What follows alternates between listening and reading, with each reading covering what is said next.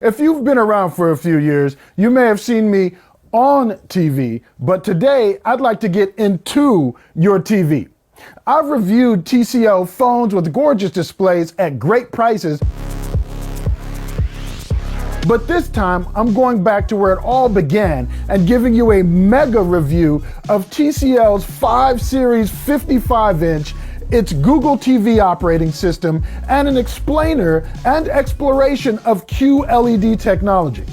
There will be chapter markers below so that you can move through the hardware review, the Google TV review, and the QLED nerdery. Let's go!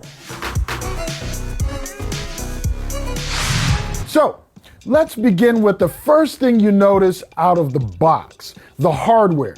This is the 5 Series 55-inch model number 55S546, or S546 is the short model number you'll find online. And though I'm reviewing the 55-inch, 5 Series is also available in 50, 65, and 75-inch versions, with the main difference between them being the amount of local dimming zones. We'll get into that in a bit. So this TV is really thin, with almost no bezel. All the brains are kept toward the bottom half on the rear of the display, where you'll find your power port on one side, then all of your other ports on the other side. You get a physical privacy switch to enable or disable the TV's integrated far-field microphone built into this module just below the bottom bezel of the unit. It has an LED which lights up when active. You also get a USB port, Ethernet, 3 HDMI 2.0 ports, one with eARC, your antenna/coax cable in, and an analog AV input, headphone out, and optical audio out. You also get 2 8-watt speakers on the rear of the TV, and their volume is impressive, even providing a small bit of bass feedback without having a subwoofer.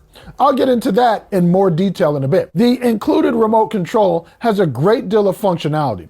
You get a button which adds content to your watch list, a TV setting button, a hard button for Google Assistant, as well as your standard volume and some dedicated service buttons for quick launching certain streaming apps. But this is a Google TV, so there is added remote functionality when you consider your Android and iOS smartphones and the Google TV app's connectivity, as well as gaming remotes to access Stadia. More on that in a bit as well. Using Google Assistant via the remote and the optional microphone built into the TV works like a charm and is responsive. Hey Google, open Stadia. Launching Stadia on the Google TV 5642.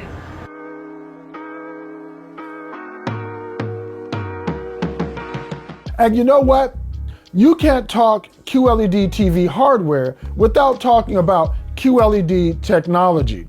So let's get into that and talk about the experience of using the TV itself. Then we'll get to using that Google TV interface and how that's changed from the previous Android TV iteration. So, the Q is for quantum dots. Briefly, the quantum dot technology is an attempt to bring LED LCD panels closer in black and color quality to OLED technology, which is known for its deep blacks and beautiful images. Quantum dots, in the most simple terms, place a layer of backlighting, a quantum dot filter, directly between the LED backlight and the LCD screen. This second layer, it purifies the color of light coming from the LEDs, which is supposed to give you more vivid, saturated color. And in the case of this model with full array local dimming, you're getting the best combination of LED TV tech, which uses grids of LEDs with the ability to light up each individual LED rather than lighting up the screen around the edges, as is the case in edge-lit displays, or in grids or clusters of grids of lights directly behind the pixel layer, as in direct lit and locally dimmed backlighting.